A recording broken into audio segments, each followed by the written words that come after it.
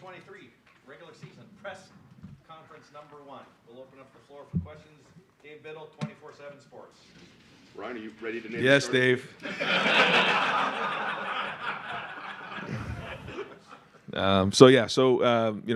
Indiana game, Kyle McCord will be the starter. And Devin Brown is going to play in the game. I think that Kyle has done a great job over the last 2 weeks of showing consistency. He's played very well in practice. But Devin also, throughout the body of the preseason, has shown that he deserves to play. So expect both of them to play. We have confidence in both of them. I think that's significant that we have two guys that we feel confident playing in a game. This is something that's a little uncharted territory for me, but you just go on what you see every day in practice. And I think that Kyle's consistency the last couple of weeks has allowed him to be the starter. He deserves that. But I also think Devin deserves to play in the game as well. So how much, all that's still to be determined, but we've at least come up with that conclusion here. Follow up. If someone would have told you, I don't know, maybe in spring, this is how it was going to turn out. It'd be so close. That you'd be playing both guys. Would you be pretty surprised? I didn't have a lot of expectations other than I felt like both guys have a chance to be really good quarterbacks, and you just don't know. And when you start to create expectations, then maybe you can start to do things that can put you down a certain path. I decided not to do that. Even really stepped away a lot in the spring and kind of let it all play out. Been more involved this preseason. But pleased that we have at least two guys that we feel confident about going to play in this first game. And ultimately, we have to go win this game. It's a road game. It's a conference game against a very well-coached team. Got a lot of respect for Tom Allen and the way he does things. And so this is going to be a real test for our team early on in the season. Rivals and the podcast. Right, you said this is uncharted territory for you a little bit. So what do you rely on then as you try to formulate a plan to play two quarterbacks? Well, I think the first thing is you just have to go watch them play in the game.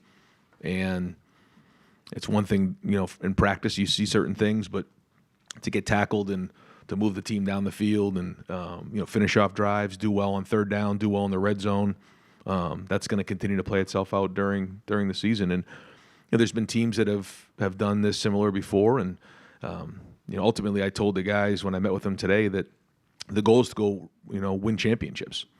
And when the season's all said and done, the story is going to be written. What we can't do is ride the roller coaster every drive, every game. They both need each other right now, and I think that's great. They make each other better. I think the competition has made them better, and it's been back and forth, and so.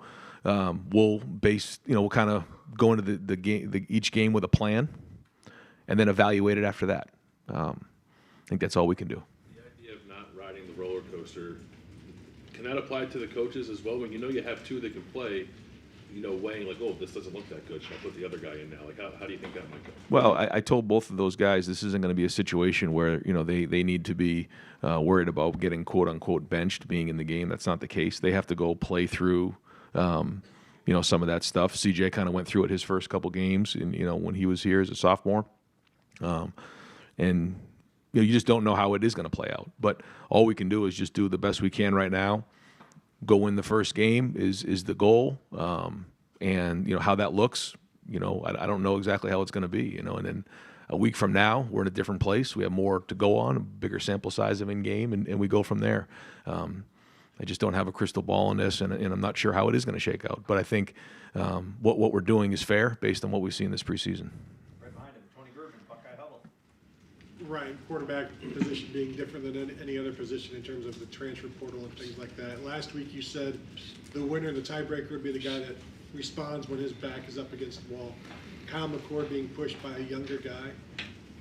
At quarterback, if you get pushed by that younger guy and he goes past you, that's something significant. So to see him respond these last 2 weeks with that kind of pressure, what are your thoughts about that? Well, I'm pleased with that. I think that is exactly how things shook out a little bit this preseason. I think that Devin made a real strong push about 10 days ago, 2 weeks ago, and then Kyle responded with some really consistent play, and that was a good response, and that was very encouraging.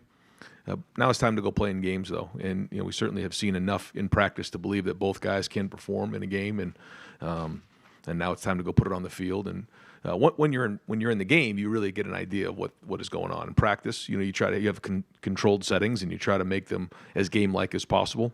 But again, now time to go play. Right next door, Rob Oliver, Columbus Dispatch. You're part of a big coaching network. Have you talked to anybody about how this has worked? Have you been part of it? I don't know if Chip's been part of it or not. You plan to do that, just kind of pick the brain of somebody who's been through it.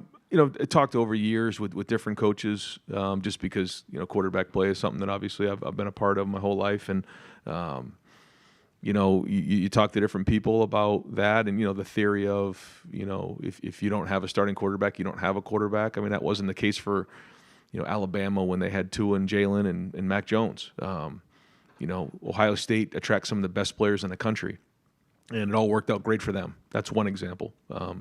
You think about the year when the national championship was won here most recently, they had 3 guys who played. You try to do the best you can. A good problem to have is when you have multiple guys you feel good about putting in the game. And I think the more we play in these games, the more we're going to see the strengths come through. And we'll just, on a weekly basis, try to do the best we can, put a game plan together that gives our team the best chance to win. And again, I see our receivers getting in rhythm. I see the offensive line getting in rhythm with both guys. If I didn't feel that, then I would step in. I think both guys have won the team, and I think they feel confident with them being in the game on Saturday. You kind of comment on this. Is it fair, though, to say that in a perfect world, you'd have that one guy that would step forward? Just from a comfort level, maybe even as a coach? I don't know. I mean, we'll see where we're at this point next week, but and that's the way it's been in the past. But that doesn't necessarily mean that has to be the way moving forward. And these things usually have a way of working themselves out. But, again, I think the best thing to do is to let them go play in the game and come back for air over the weekend. Fourth row right, Spencer Holbrook, Lettermen Row. Ryan, when you said that you want to play both, how do you try to navigate that going into game planning and letting Kyle get into a rhythm, but also making sure that you're going to get Devin in there, not interrupting Kyle's rhythm and allowing him to get into the flow of the game? Yeah, I think that's probably the biggest challenge, right? What you just mentioned, but we have to go play, and it isn't just about that drive. It isn't about anything else other than winning the game. And they're going to go get the plays. They're going to have the same game plan, and they're just going to go put it on the field and go win the game. And I mean, certainly that part of it, I think, is a feel, is what's going on in the game. But both of them are going to have to be locked in on that and go from there. Right behind him, Cameron T. Robinson, Athletic. Real quick to clarify that, is for Kyle and Devin, is it, like you said, is it a feel on how they played, or are you talking about like split reps, or how are you? We'll see how the week goes. Yeah, we'll kind of see how the preparation is, and then kind of decide from there. What did Kyle do? Like, especially in the last week, that made you think like, okay, he's the guy who's going to start? Again, the consistency. Yeah, he's been accurate in the passing game. He's done a good job with his reads, taking care of the football, and that's important with the surrounding cast that we have on offense, is to make the routine plays routinely and take care of the football, and ultimately lead the team down the field to score touchdowns, and he's done that. So that's why he's starting. Far right, Don Sperry, WBNS 10 TV. Coach, no matter who it is, there'll be a rookie quarterback in there. What do you expect out of Indiana? And that's been a tough place to play over there. What do you think they try to do to disrupt the quarterback? Well, the first thing is they have a very different team than they did last year. They've added a lot of new pieces, a lot of talent coming in, different little change up on the staff. And, we've been in dogfights with them early in the season before, and they're very well coached. So, we have to do a great job of adjusting to some of the changes that they've made on both sides of the ball. But ultimately, it's going to come down to fundamentals: taking care of the football, tackling really well, hand placement, all the things that come into play in a first game, and handling the environment. Going on the road for the first game, conference game. What's the guys? I mean, obviously they've gotten all the attention. How they handled all that, though, because you played it, you understand that at Ohio State, that's the position everyone talks about, and every eye is going to be on whoever's in there. Yeah, and every play is going to be criticized or applauded, and that's but when you come here, that's part of the deal. And I shared with them both that the great thing is they both get an opportunity to be the quarterback at Ohio State with an unbelievable team surrounding them. So that's the exciting part of it. And that's what they want. That's, when they decided to come to Ohio State, they knew that it wasn't going to be easy, and they're fighting tooth and nail to get on the field, and so that's the exciting part of it. But yeah, I mean that's what comes with being an Ohio State quarterback, and they know that, and that's why they're here. Right behind him, Clay Hall, WSYX. Ron, do you feel, in terms of the big plays you allowed defensively in those last 2 games, do you feel like that's been fixed? Do you feel confident in Noel's approach this year? I mean, they broke your back. I mean, you might have won it all. So. Right. Well documented, and it's something that when you look at the season, that was an area that stuck out like a sore thumb, an area that needed to get addressed.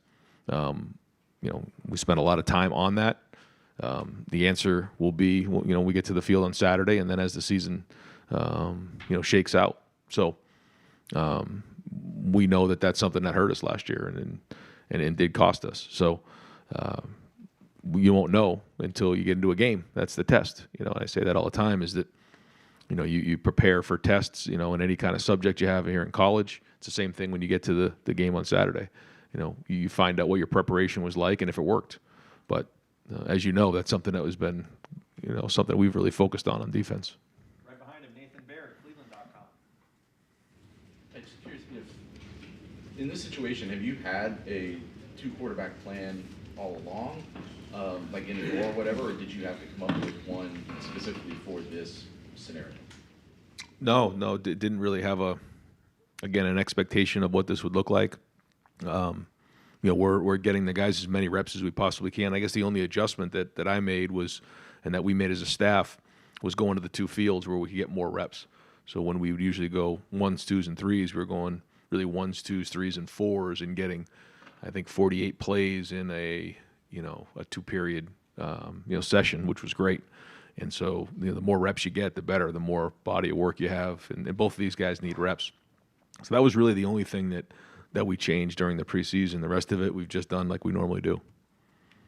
Third row right, Dylan Davis, Delaware Gazette. I know last week when we talked to you, you said you were looking for a sizable gap to name that starter. I guess has what Kyle's done. Would you call that a sizable gap? Is that a medium gap? I guess how would you define that gap? I think it's enough to be named the starter, and then they're both going to play. So, yeah, I think it's not a sizable gap, but it's enough to be the named starter. And then I want to ask, kind of piggyback on what Spencer said, these guys are still going to be evaluated, obviously, and they're still competing for ultimately the starting job. Things can still change. How do you guard against these guys maybe playing outside of themselves or, trying to do too much in a game, trying to put something on the field that maybe ultimately flip-flops the situation? Yeah, to talk about it and make sure that they understand that that's not going to be the case, that this is something that's ongoing and that we're looking at this through this season. So at some point the season's going to be over and we're going to look back on this year. And sometimes it's hard to do it in that manner. We all want to look right now and see what's going to happen with the whole season and, react to what's going on right now. But if you can take a step back and think about, okay, at some point January is going to be here. And we get to January, we're going to look back on this season, and there's going to be a whole bunch of football played, no matter how it shakes out. And so that's not easy to do, but it's something that we've talked about so that they understand that this isn't about one play or one drive. This is about the entire season. And again, not easy to do, but we're definitely talking to them about that so that they understand that it's not about one play or one drive. Third row left, Dan Hope, 11 Warriors. Ryan, have you guys decided who's going to handle the kicking duties on Saturday? Jaden will handle the kicking duties, yeah. What led to that decision? Yeah, just overall consistency again. We chart everything, and he's done a really good job. In the spring, he did a nice job kicking off for us last year, and his overall consistency has allowed him to be the starter. And we just really go off of the chart. How many kicks have you made in this area? How many kicks have you made in this area? We've had live situations. What have those been like? We look at them in the stadium. We look at them in practice. Kind of chart everything and do the best we can. And so he's won that job. Just to clarify, he'll be doing everything, field goals and kickoffs? Yes, both of those. Yep. Far left, Joe Nugent, WCMH. How significant is the challenge in week 1 preparing for a team that has 23 transfers and trying to find film on those guys? Yeah, we have Billy Homer in house who does all the evaluating of our transfer portal guys, and so he goes through and does the best he can to evaluate the film based on what he sees at other schools. But like you said, it's hard to figure out how the team's going to look when you have so many new faces. So what you do is you try to combine what you've seen in the past. There's certainly, Matt Guerreri's a new coordinator there. They have new pieces on their staff. They have new players. So there's a lot in there. And you have to have contingency plans. That's part of, coming out of the gates with a conference, road game with all these things into consideration. There's some unknowns. But that's common to almost every season. And, like Indiana, we have a new quarterback here, new quarterbacks playing. And so, what is that going to look like? And you have to be able to, adjust in game. Front row left, Mitch Stacy, Associated Press. Back to Kyle for a second. You spent so much time watching CJ over the last 2 years in all these pressure-packed situations and just about any situation you could think of. What kind of advantage did that give him as far as, stepping right into this role? Well, you'd like to think that there's an expectation of what to expect because you've seen it now. He's been in the program here and for a few years, and he's seen the good and the bad and the ugly, really. And a big part of life is knowing what to expect. And so he's been around, so he's at least seen it.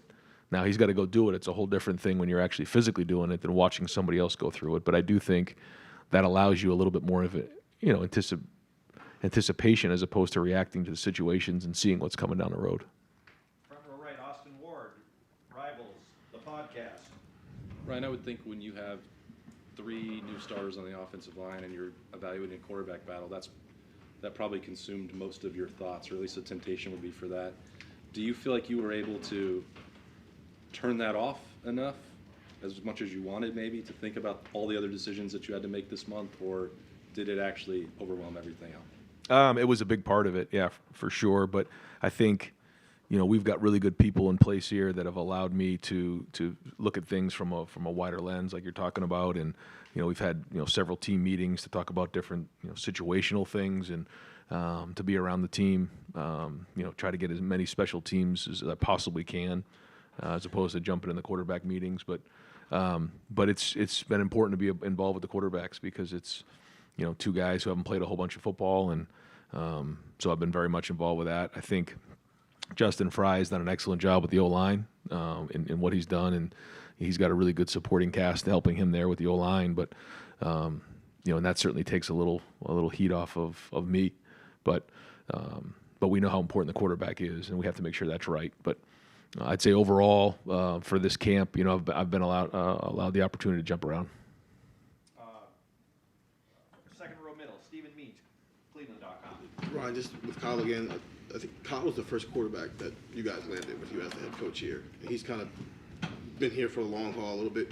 Have you learned anything about him that maybe you didn't know when you first started recruiting him through all this process? And how you learn more and more. I think we're about to learn more now that he's going to go be in a game where he is the starter. He started that one game when he was younger, but I think we'll learn more about him. But up until this point, somebody who does a really good job off the field, making connections in the locker room. I think a lot of the guys, look up to the way that he handles himself off the field. Very serious, hard worker. He's always in there watching film. And so now it's going to be exciting after all the work leading up to this to see him get on the field and play.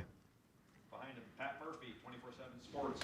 Ryan, we've heard and seen a number of receivers make plays out there. You guys have talked about a bunch of them. How many guys are you comfortable with going out there and playing meaningful snaps heading into week one? That's a good question. I would say we're probably in the 5 to 6 range, in terms of depth. Not getting into names, but I think we would feel comfortable putting, about 5 or 6 guys in the game there. 2 or 3 guys at tight ends. A whole bunch of guys at running back. So we do have some depth, and it allows us an opportunity to be creative too. How much does it help to have that group that you are confident in, veterans coming back with a new quarterback, regardless of It's critical, and that's the thing that I've been trying to get with some of the wide receivers to make sure they understand is when you have a guy who's doing it for the first time, you got to paint a really good picture. When it's zone, you got to really space it out. When it's man, you got to win, and that's important because certainly on third down and certainly in the red zone is where the quarterback's got to be on point. They got to do that's where they make all their money. And, we need the wide receivers to not only show their talent, but their experience and their maturity and until, they get into a rhythm, which they will. Front row, Joey Kaufman, Columbus Dispatch. Ryan, the new clock rules in college football are now in effect with the no stoppage, or clock not stopping after first down. What do you think of that rule? How do you see it as sort of affecting things for you guys this year? Yeah, I think we looked and did a quick study on the number of plays coming out of this weekend's game, and I think it was around 63, which is significant, I think. So we'll see how after a whole bunch of games are played this weekend what that number is, but it is going to shorten the game a little bit. Do you see teams trying to use that against you? Or try to kind of ball control things? Teams have kind of done that in the past. Yeah, I think teams try to do that, but ultimately you have to do what you're going to do to get into a rhythm, and like you said, if you're up on a team and you can shorten the game, I think that makes a lot of sense. But there are times where we do play in games where that is the game plan, where teams want to slow us down and keep the offense off the field, but you also have to be getting first downs and you have to run the football. So you want to get yourself into a rhythm on both sides of the ball without overdoing it. But yeah, it'll be interesting to see after this weekend what the numbers look like. Right next door, Tim May podcast, Lettermen Row. Thank you, Jerry. Was there a point a week and a half, 2 weeks ago, where you pulled Kyle aside and you talked about having conversations with both of them, and just was there ever a moment where you say, hey, you're kind of blowing it here, kid? I mean, were there ever those kind of like face-to-face kind of moments where, and you saw him step up? We had constant conversations, yeah. First off, daily conversations, but then there are some points where you visit with the guys and say, here's where you're at, here's what I've seen, here's where we need to get better. Never really drew lines in the sand during the preseason, but there were ebbs and flows, and there was definitely times where Devin did pull ahead. We made that clear. There was times where Kyle pulled ahead at different times. But ultimately, where we are right now, we feel like the last 10 to 14 days that the consistency's allowed Kyle to be the starter. So, again, it's healthy because it's great competition going on. But yeah, we've had to communicate that with guys and let them know, here are the things you're doing well, but here are the things you got to improve if you want to be, competing at a high level and be the starter. And when are the butterflies at the most in a coach's stomach, a head coach's stomach, gut? Is it that first game for starting? You understand what I'm saying? I mean, I would think the butterflies were circling around something else this time a year ago with CJ coming back as your returning starter. But how much does that add to the butterfly quotient? Yeah, it doesn't help. That's for sure. Yeah, I mean, every game there's butterflies. That's just the way it is. But you go off what you see in practice, and we have a team that's played football before, so that helps with that. When you have a bunch of guys like I was again thinking about where we were at 2 years ago when CJ went into that game against Minnesota. There was a ton of unknowns on defense, and you had a brand new quarterback. We talk about butterflies, a whole bunch of butterflies on that one. This one here, we're a little bit more veteran surrounding the quarterback. So, you go off what you see in practice, and if the guys perform like they do in practice and take care of the football, then it's going to be a good day. If they don't, then it's not going to be. That's just the bottom line. So, yeah, there's some unknown there, but there's also some knowns in other areas. And you tell yourself right now, I mean to ask a third, but patience is the key here, meaning I know you've got to be urgent and stuff, but he is going to be a first-time starter. Obviously, I don't know if patience is the right word. Yeah, I mean, well, there has to be urgency, like you said, because first off, we got to win this game. I mean, this is not going to be easy to go on a road with brand new quarterbacks and all the different challenges that we have in a conference game. So, we got to take care of the football. We got to be able to tackle well. We got to run the football. We got to stop the run. We got to do those types of things. Play situational football, and the guys have to play well. They do. But that being said, I think each week we're going to have to identify the things that the guys are doing well, figure out how they did in game, how do they respond to certain situations, how did the team respond to them. Those are all things that we'll continue to evaluate and see where it goes. But to your point, we're not just going to bench somebody because they had a bad play. That's these guys both deserve to get out there and show what they have and work through mistakes. Right behind him, Doug Lamreese, Kings of Columbus, the podcast. Keenan Bailey and Corey Dennis in the box during the games, is that right? That's what it says on the sheet. Yeah, that's right. How did you guys come to that decision, and was there a consideration at all of maybe having Brian or Justin or Tony upstairs? Yeah, there was when Kevin was up there, got great information, but felt like for the substitutional situations and being down on the field, we felt like Brian and Tony would be good down there talking to their guys. I think we'll have enough information coming from the booth. If we feel like we're not getting enough, then we'll make a change. But I feel like, and Mike's going to be up there as well, one of our graduate assistants, Mike Seleni, and he does a really good job, and he's really in tune with the front. Keenan will do a really good job with the back end and tying in the front end, and then Corey's always looking at the back end. So, I think those three guys can give us the information we need. Also, getting down in the field, what's going on. You can still see things down on the field. Like Justin will be able to see things. I think it's important to be around your players, and get around them and make sure the substitution patterns are right and adjusting in game. If we feel like we're not getting enough information, then we'll make an adjustment. And then multiple running backs, you mentioned that. Do you have a sense of how you might like that to go here in the first game? Do you imagine a split? Can you play three? Is there a lead guy? And when you're rotating quarterbacks, does that have any effect on how you might rotate running backs? I don't think those two go together, really. I think we're just going to play like we've done. That's why we've had two different fields, and the guys feel comfortable with each other. So I don't think that'll be an issue. But I also think, Trayvion's had a great camp. Mayans played well. Chip has done great. I think you're going to see all those three guys for sure. Dallin Hayden is run well. So, at least those four. Evan, we'll see if we can get to Evan. But, there's a lot of guys in that room. We're going to need all of them.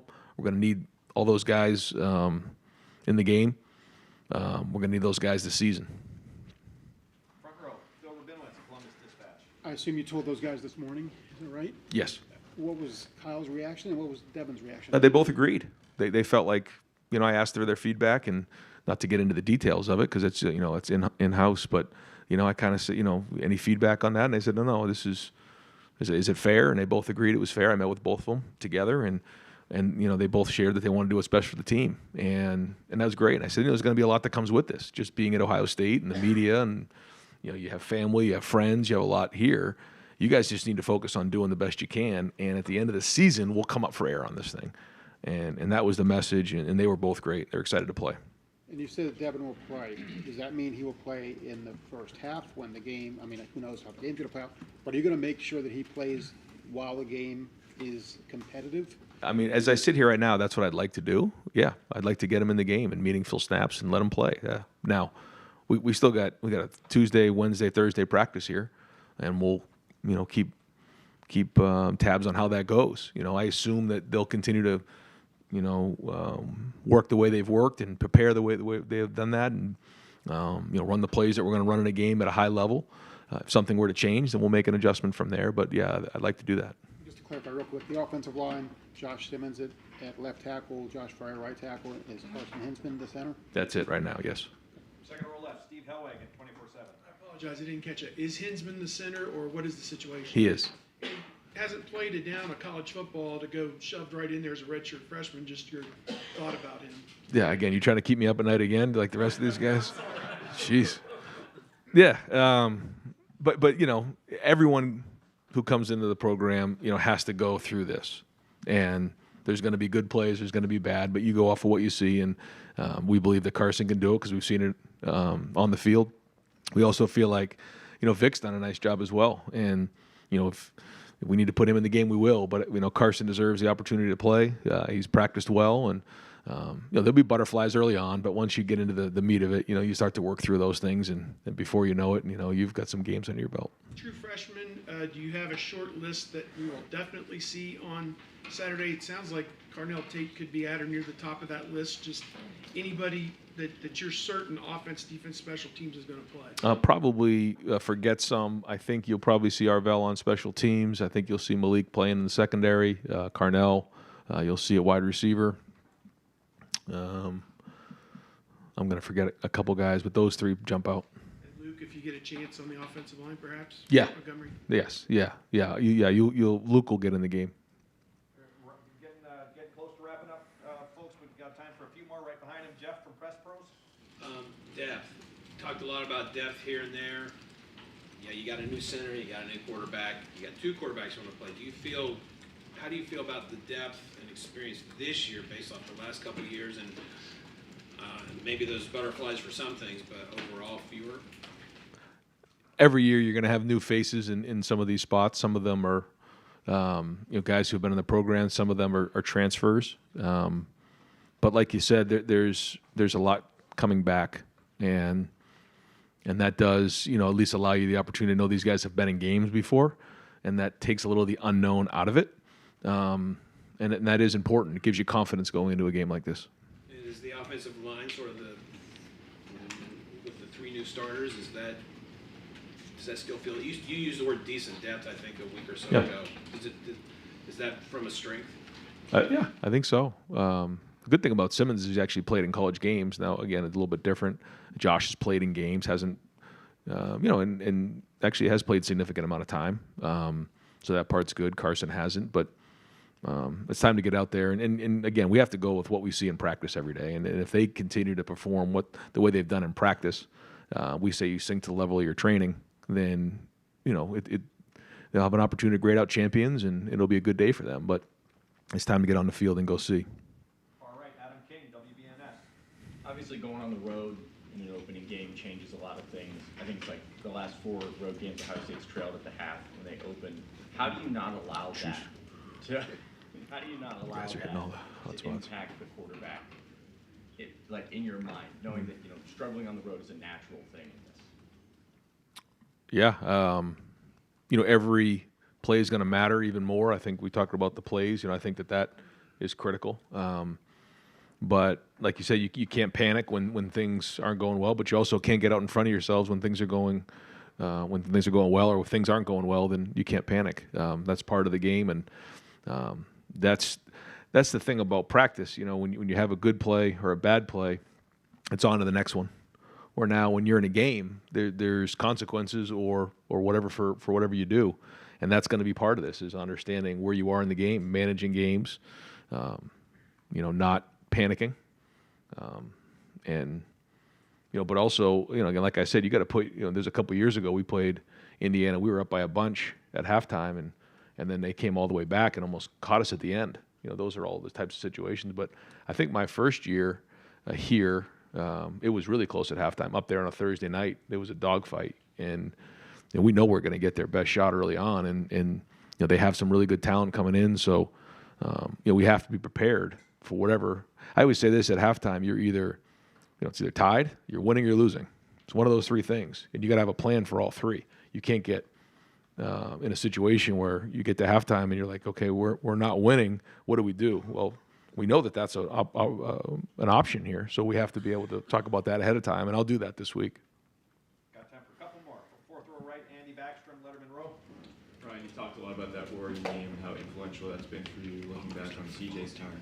That Minnesota game, is that right along with that in terms of what you learned from that experience, now having a new quarterback on the road in a Big Ten game?